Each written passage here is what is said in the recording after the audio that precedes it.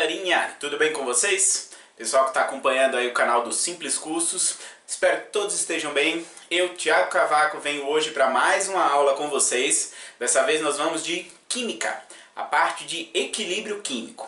Então, para a gente começar a falar sobre equilíbrio químico, que acontece tanto aí na natureza, a gente precisa primeiro falar do que é uma reação reversível. Olha só, uma reação reversível, ela se processa simultaneamente nos dois sentidos. Por exemplo, eu tenho aqui nitrogênio e hidrogênio, um mol dele com 3 mols desse daqui, virando 2 mols do NH3, 2 mols de amônia. Mas ao mesmo tempo eu posso ter 2 mols de amônia se decompondo em nitrogênio mais 3 mols de gás hidrogênio. Então, quando a reação ela se processa tanto no sentido da esquerda para a direita quanto da direita para a esquerda, a gente tem uma reação reversível, um processo reversível. Outro exemplo, 2 mols de monóxido de carbono reagem com 1 mol de gás oxigênio, dando 2 mols de CO2, dióxido de carbono. Mas pode acontecer desses 2 mols se decomporem em 2CO mais O2. Aí a gente vai chamar de reação direta aquela que é representada pela seta para a direita. Então, o sentido normal que a gente já conhece das reações químicas, que é representar elas para a direita, ou seja, esses são os reagentes e os de lá são os produtos, essa é o que a gente vai chamar de reação direta. E a reação que tiver os produtos virando reagentes, ou seja, voltando aos compostos iniciais, as substâncias iniciais, a gente vai chamar de reação inversa e vai representar pela seta para a esquerda.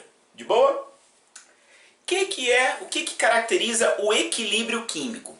O equilíbrio químico é o estado no qual tanto as reações direta quanto inversa têm exatamente as mesmas velocidades. Ou seja, a mesma velocidade com que esses dois estão se transformando em NH3 é a velocidade com que o NH3 está se formando nesses dois. Ou a velocidade com que esses dois estão se transformando em CO2 é a mesma velocidade com que o CO2 está se decompondo em monóxido de carbono e gás oxigênio. Tranquilo? Aqui tem que tomar cuidado com o seguinte. Quando atinge o equilíbrio significa que para de ter reação? Não, isso é muito comum de aparecer em prova, tá? O equilíbrio é caracterizado pelas duas reações terem a mesma velocidade. Isso não significa que as duas reações deixam de acontecer. Pelo contrário, elas estão acontecendo e exatamente com a mesma velocidade. Pensa, a gente viu lá na cinética química que a velocidade de uma reação, ela depende da concentração dos reagentes. Então, digamos que de início você junta nitrogênio com hidrogênio e não tem nada de amônia. Então, a concentração dos reagentes ela é alta. Isso significa que a velocidade da reação direta ela é muito grande, enquanto a velocidade da reação inversa é zero, porque a gente não tem nada de amônia até agora. Com o passar do tempo, parte desses reagentes daqui vai se transformar em produto, vai se transformar na amônia. Então, essa quantidade aqui, essa concentração dos reagentes, ela vai diminuir. E isso faz com que diminua a velocidade da reação. Da mesma forma, vai se formar mais amônia e vai, pelo contrário, aumentar a quantidade de produto. Se vai aumentar essa quantidade, eu vou aumentar a velocidade da reação inversa. Então, essa daqui começa no zero, essa daqui começa muito alta. Essa daqui passa a diminuir, essa daqui passa a aumentar, até que as duas se igualam. Então, o momento do equilíbrio é quando a velocidade da reação direta se iguala à velocidade da reação inversa. Tranquilo? Vamos seguir. A gente pode classificar um equilíbrio químico de acordo com o número de fases que ele tem. Equilíbrios eles podem ser ou homogêneos ou heterogêneos. O que é um equilíbrio homogêneo? Bom, é como o próprio nome diz, de sistema homogêneo. Ele forma todas as substâncias envolvidas, ou seja, tanto produtos quanto reagentes, eles todos juntos formam um sistema homogêneo. Já no equilíbrio heterogêneo, a gente tem que o sistema inteiro, ou seja, reagentes mais produtos, vão formar um sistema heterogêneo. Então, bem tranquilo aí de classificar. Exemplos. Nesses dois exemplos daqui, você nota que todas as substâncias estão na fase gasosa. Logo, é um equilíbrio homogêneo. Como está aqui também, ó. H2 mais I2 dando 2HI. Esse daqui da formação da amônia é até o mesmo exemplo que está aqui. Então, ó, todas as substâncias nesses dois primeiros equilíbrios estão na fase gasosa. Uma mistura de gás é sempre uma mistura homogênea. Então, esse vai ser um equilíbrio homogêneo. Já nesses dois equilíbrios aqui embaixo, eu vou ter carbono no estado sólido, junto com oxigênio na fase gasosa e monóxido de carbono também na fase gasosa. Esse é o equilíbrio heterogêneo, porque a gente tem a fase gasosa e a fase sólida aí do carbono. Aqui, ó, eu tenho o óxido férrico mais o monóxido de carbono em equilíbrio com o óxido ferroso e o dióxido de carbono. Nesse caso daqui, ó, a gente vai ter três fases. Ó, a fase gasosa, a fase sólida referente ao óxido férrico e a fase sólida referente ao óxido ferroso. Então, esse é um equilíbrio heterogêneo. Ele tem mais de uma fase. Ele forma um sistema com mais de uma fase. Ok? Grau de equilíbrio. Alfa. O que quer dizer esse grau de equilíbrio? É o quociente entre a quantidade de um reagente que realmente reagiu até o equilíbrio e a quantidade inicial desse reagente. O que a gente pensa até o equilíbrio? Porque quando chegou no equilíbrio, as quantidades de reagentes e produtos, elas não mudam. Beleza? Então, digamos que eu tenha esse exemplo daqui. H2 mais I2 dando reversivelmente 2HI. No início, digamos que eu tenha 10 mols de cada e nada do HI. Que vão reagir 4 mols de hidrogênio pela proporção estequiométrica, tem que reagir 4 mols de I2 também, e vão formar, ó, como aqui está na proporção de 1 para 2, 8 mols de HI. Então, no final eu vou ter 6 mols de hidrogênio, 6 mols de I2 e 8 mols de HI.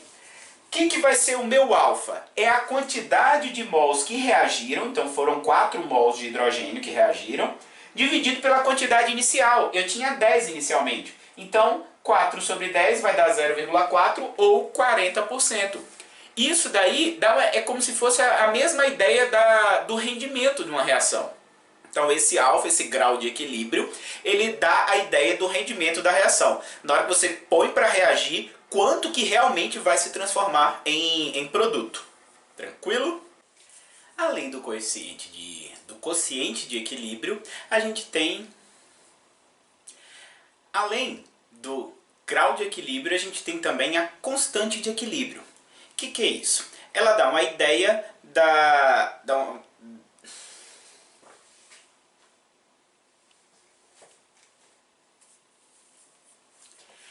Além do grau de equilíbrio, a gente tem também a constante de equilíbrio. Essa constante ela pode ser fornecida em função das concentrações molares de todas as substâncias, tanto produtos quanto reagentes, ou então em função das pressões parciais dos gases envolvidos aí nessa reação. Olha só, primeiro em função das concentrações molares. Como é uma constante em função das concentrações, ela é chamada de Kc. Então, para uma reação que é Azinho A mais Bzinho B, dando reversivelmente Czinho C mais Dzinho D, o que é o conceito de equilíbrio? É quando a velocidade da reação direta é igual à velocidade da reação inversa. Só que a velocidade da reação direta vai ser uma determinada constante vezes a concentração de A elevado a Azinho vezes a concentração de B elevado a Bzinho. Da reação inversa, a gente vai ter uma outra constante K2, concentração de C elevado a Czinho, concentração de D elevado a Dzinho. Como no equilíbrio as duas são iguais, eu posso igualar essas duas expressões. Se eu igualar isso a isso e passar o K2 dividindo, passar essas concentrações para cá, dividindo também, eu vou chegar nisso daqui. Só que a divisão entre duas constantes é um valor constante também. Essa divisão aqui é o que a gente vai chamar de Kc. E do lado de cá a gente vai ter como calcular o Kc, ou seja, a constante de equilíbrio em função das concentrações molares das substâncias. Vai ser a concentração dos produtos elevado aos seus respectivos coeficientes estequiométricos, dividido pela concentração dos reagentes, também elevado aos seus respectivos coeficientes estequiométricos. Tranquilo? Observação: essas concentrações devem ser usadas somente com a reação em equilíbrio. Ou seja, se ele não falar que está em equilíbrio e disser a concentração de A, de B, de C e D vale tanto, tanto, tanto, tanto, não pode usar isso daí. Para a gente calcular o Kc, precisa estar na situação de equilíbrio. Ok? Quando a gente não está no equilíbrio, a gente pode calcular essa mesma razão aqui, a gente só não vai chamar de Kc. A gente só não vai chamar de constante de equilíbrio, a gente vai chamar de quociente de equilíbrio, que é esse Q aqui. A fórmula é exatamente a mesma, gente, só que o Q ele pode ser usado a qualquer momento, não precisa ser necessariamente no equilíbrio. E aí, uma vez que a gente tem o valor de Kc e tem o valor de Q, a gente pode comparar os dois. Quando o Q for maior do que o Kc, presta atenção, o Q é essa mesma fórmula, só que ele pode ser usado a qualquer momento, a qualquer instante. Se o Q está dando maior do que o Kc, para ele ficar igual é preciso que eu abaixe o numerador e aumente o denominador, vocês concordam? Porque se essa fração daqui está grande e eu preciso mexer nas duas coisas ao mesmo tempo, para eu diminuir a fração eu diminuo o numerador e aumento o denominador. Ou seja, se o numerador está muito grande, é porque tem muito produto. Como eu vou diminuir o produto, significa que eu vou ter mais reação inversa do que reação direta. Ou seja, quando o Q é maior do que o Kc, a reação inversa ela é mais rápida, porque tem mais produto do que deveria ter no equilíbrio. Ok? Quando o Q for menor do que o Kc, aí é a situação contrária. Se o Q é menor do que o Kc, essa razão daqui está sendo menor do que esse número.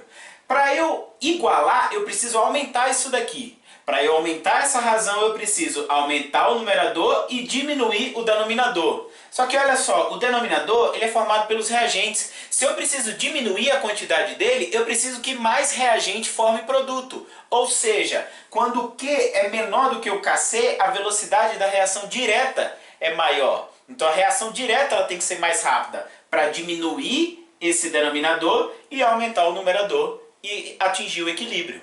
Ok? Por último, quando o Q for exatamente igual ao Kc, aí a situação está em equilíbrio. Ou seja, a gente não vai ter nenhuma...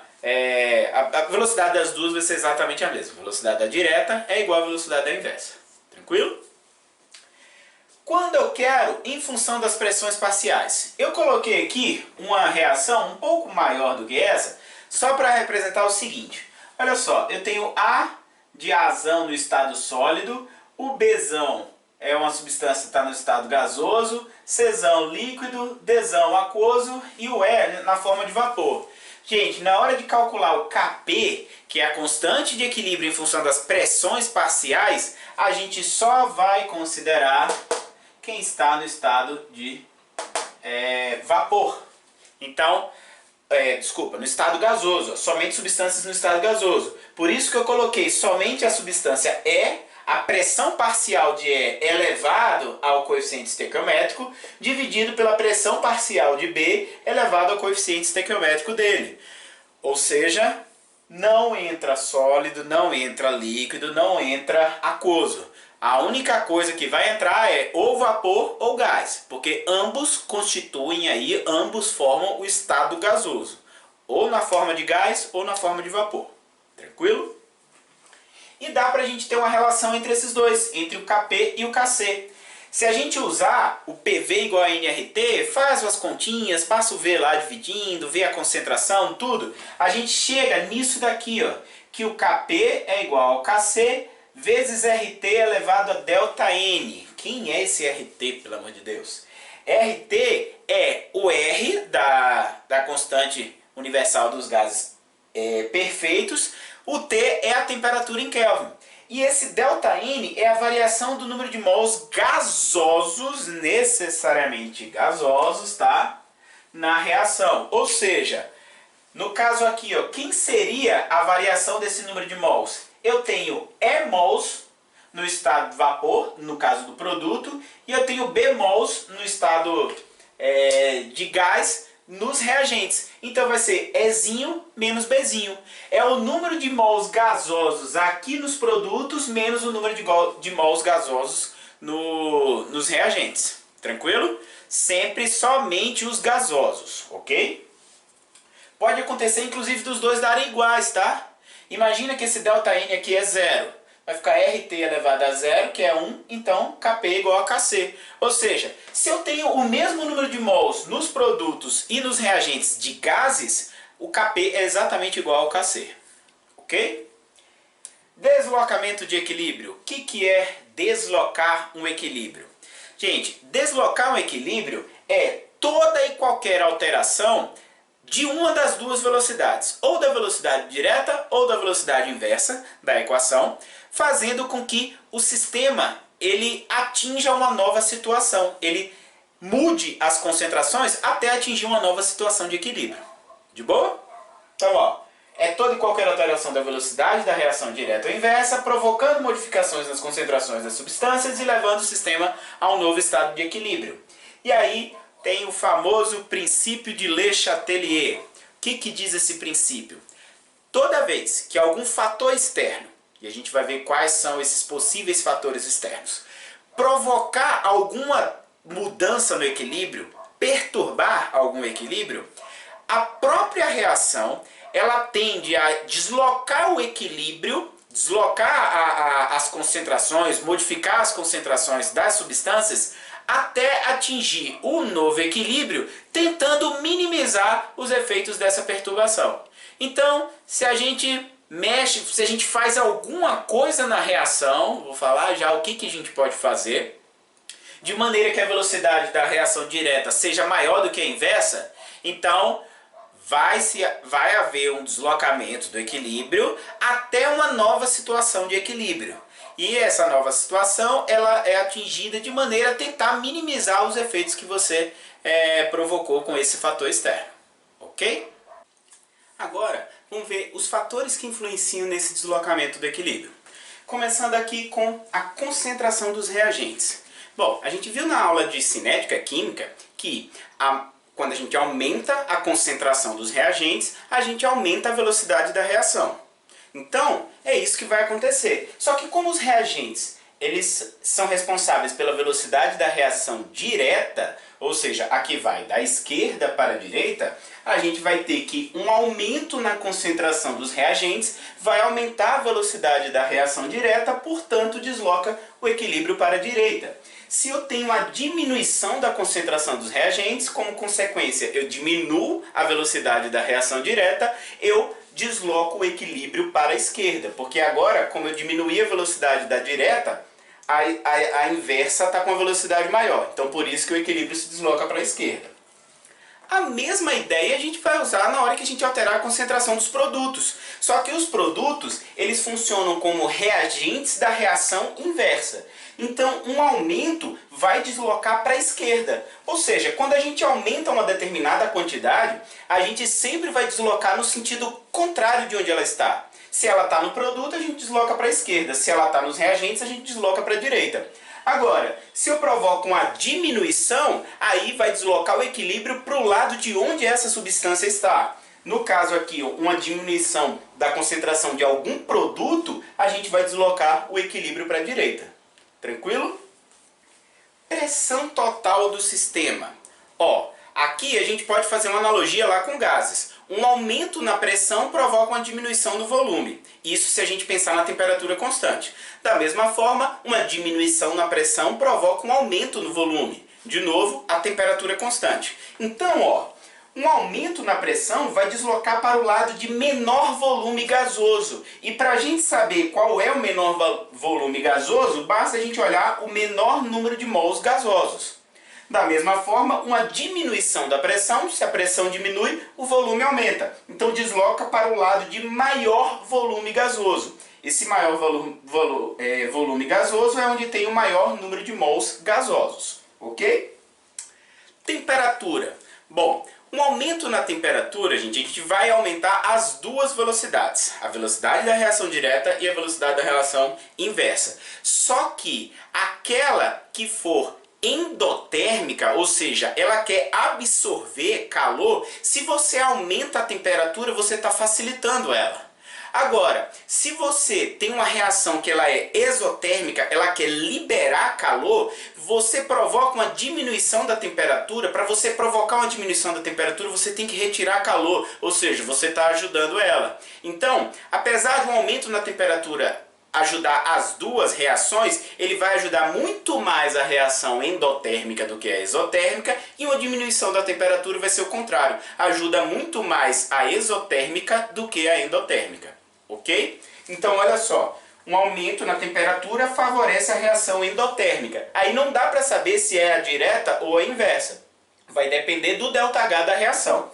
E a diminuição favorece a reação da exotérmica. De novo, não dá pra gente saber qual que é a exotérmica, a não ser que a gente olhe o ΔH da reação. Se o ΔH da reação, quando ela estiver escrita assim, for, por exemplo, negativo, sempre esse ΔH ele faz referência à reação direta. Ou seja, se o ΔH da reação direta é negativo, essa reação direta ela é exotérmica. Logo, a gente conclui que a reação inversa ela vai ser endotérmica. Ok? Por último, a adição de um catalisador não desloca o equilíbrio. Por quê? Lembrando lá da cinética química, eu cheguei a fazer essa observação durante a videoaula, porque muitos alunos pensam, o catalisador ele aumenta a velocidade da reação. Aí quando chega aqui em equilíbrio químico, eles meio que travam, porque aumenta a velocidade da reação, mas de qual reação? Da direta, da inversa? Vamos lembrar, o aumento da velocidade da reação, na verdade, é uma consequência dele ter baixado a energia de ativação. Na hora que ele baixa a energia de ativação, ele baixa tanto para a velocidade, tanto para a reação direta, quanto para a reação inversa. Então, o catalisador ele não desloca o equilíbrio, porque ele ajuda tanto a reação direta quanto a reação inversa. Tranquilo? Agora, se você tem, por exemplo, só reagentes no começo, só essas duas substâncias, e coloca um catalisador ou você tira o catalisador ele não mexe no rendimento da reação, ele não desloca um equilíbrio que já está formado, um equilíbrio formado. Agora, se o equilíbrio não está formado e você coloca um catalisador, ele vai fazer com que o equilíbrio seja atingido em um menor tempo. Então, ele aumenta as duas velocidades, faz com que o equilíbrio seja atingido em um tempo menor do que seria sem a presença dele. Tranquilo? Para exemplificar, duas questões aí da nossa apostila. Questão 504, questão da Federal do Rio Grande do Sul. Considere o seguinte sistema em equilíbrio. 2H2S gasoso mais 3O2 gasoso, dando reversivelmente 2H2O gasoso mais 2SO2 gasoso, com ΔH de menos 247,85 quilocalorias. Ele quer saber o que acontece com a concentração do dióxido de enxofre quando a gente faz cada uma dessas coisas daqui. Primeiro, remoção de H2S. H2S ele está nos reagentes. Se eu estou tirando ele, se eu estou tirando uma substância, eu desloco o equilíbrio no sentido dessa substância. Toda vez que eu tiro, eu desloco o equilíbrio na direção de formar, porque é como se fosse uma compensação, gente. O equilíbrio ele tenta compensar de alguma forma essa perturbação que a gente fez. Essa é a ideia do princípio de Le Chatelier. Então, se eu retiro H2S, a própria reação ela tende a produzir um pouco mais desse H2S. Então, para produzir H2S, eu preciso consumir o SO2. Então, o que vai acontecer com a concentração de SO2? Ela diminui com a remoção de H2S. Se fosse o contrário, um excesso de H2S, se a gente adicionasse H2S, a gente iria deslocar o equilíbrio para a direita. E aí iria aumentar a concentração de SO2. Com o aumento da temperatura, bom, aí é esse último item que a gente viu aqui. Um aumento na temperatura, ele favorece aquela reação que quer absorver energia. Como a reação direta é exotérmica, um aumento na temperatura vai favorecer a reação inversa. Ou seja, o equilíbrio ele vai se deslocar para a esquerda. Se vai se deslocar para a esquerda, esses caras daqui, essas substâncias vão ser consumidas e essas daqui vão ser produzidas. Logo, de novo, diminui a concentração de SO2. Aumento da pressão. A gente viu que o aumento da pressão favorece o menor volume gasoso, o lado que tem o menor volume gasoso. Do lado esquerdo eu tenho 2 mais 3, 5 mols. Do lado direito eu tenho 2 mais 2, 4 mols. Então, um aumento na pressão total do sistema vai fazer com que a gente favoreça um menor volume gasoso, que no caso aqui é dos produtos. Então, nesse caso, a gente aumenta a concentração de SO2. E por último, a adição de O2. O que vai acontecer? Se eu adiciono oxigênio, eu também desloco no sentido contrário da adição dessa substância. Como o oxigênio está nos reagentes, vai deslocar para os produtos, vai também aumentar a concentração de SO2. Então, A e B diminui, C e D aumenta. Por último, na questão 508, o decréscimo da massa do monóxido de carbono no sistema. Então, é o decréscimo aqui da massa de CO. Eu tinha colocado a setinha aqui no CO2, mas na verdade é a massa de monóxido de carbono. Pode ser obtida através da seguinte modificação imposta ao sistema. Primeiro, decréscimo na pressão total. A pressão total, quando a gente baixa ela, a gente procura aumentar o volume. Se a gente aumenta o volume, a gente vai deslocar para a direção em que tem mais número de mols gasosos, o maior número de mols gasosos, que é exatamente isso daqui. Então, se a gente diminui a pressão do sistema, a gente desloca para a esquerda. Letra B, aquecimento da mistura gasosa a pressão constante. Eu escolhi essa questão justamente por conta disso. Notem a diferença daqui para cá. Nesse caso aqui foi dado ΔH, aqui não. Então como é que a gente vai saber da influência da temperatura nessa reação? Vocês teriam que lembrar que como isso é uma reação com o oxigênio, ou seja, é uma queima, é a queima do monóxido de carbono, essa reação com certeza é exotérmica. Então, ó, se a reação direta é exotérmica, a inversa ela vai ser endotérmica. E um aumento na temperatura gera um deslocamento para a reação endotérmica. Então, a gente vai ter de novo o equilíbrio deslocado para a esquerda e não para a direita, como é o que ele quer, né? A gente quer uma diminuição da concentração de CO. Letra C, adição de um catalisador sólido. Poderia ser líquido, poderia ser um catalisador de qualquer jeito. Catalisador não desloca o equilíbrio. É essa a nossa observação aqui. A letra E, adição de dióxido de carbono gasoso. Se eu adicionar esse cara daqui, eu estou deslocando o equilíbrio para a esquerda. Então, de novo, eu estou aumentando. Restou a letra D. Então, olha que questão legal. Além de você precisar lembrar que isso daqui é uma reação exotérmica, porque é uma queima, é uma reação com oxigênio, ele fala o seguinte, adição de hidróxido de sódio sólido. Olha para cá. Hidróxido de sódio, ele não é nenhum dos reagentes que está aqui, nem nenhuma das substâncias que estão envolvidas nessa reação. Então, o que esse hidróxido de sódio vai fazer? Bom, NaOH vai reagir com CO2, porque esse óxido daqui, ele é um óxido ácido. Na presença de uma base, ele vai reagir dando sal mais água. Então olha que questão bacana. Você precisa de lembrar de alguns conceitos aí lá da Química 1, da Química do primeiro ano. Então esse é um óxido ácido, ele reage com a base dando um sal mais água. Aqui não está a equação equilibrada, mas olha só. A adição do NH, portanto, vai gerar um consumo do CO2. Se o CO2 vai ser retirado do sistema, a gente vai deslocar o equilíbrio para lá, para a direita, para a formação desse CO2 que está sendo retirado. Aí, essa é a única forma da gente diminuir o monóxido de carbono. De boa? Bom, espero que vocês tenham gostado. Compartilhem, deixem seu like, se inscrevam no canal, ativem o sininho, toda esse blá blá blá aí. Mas para ajudar a gente, deixem seu feedback, falem o que vocês estão achando da aula, vejam o que vocês queriam ver mais, falem pra gente, ah não, fala mais sobre isso, faz uma outra aula de dúvidas disso, enfim, deixem aí a opinião de vocês que a gente continua escutando, continua gravando essas aulas, tudo em prol da educação, ok? Valeu galera, faz o simples!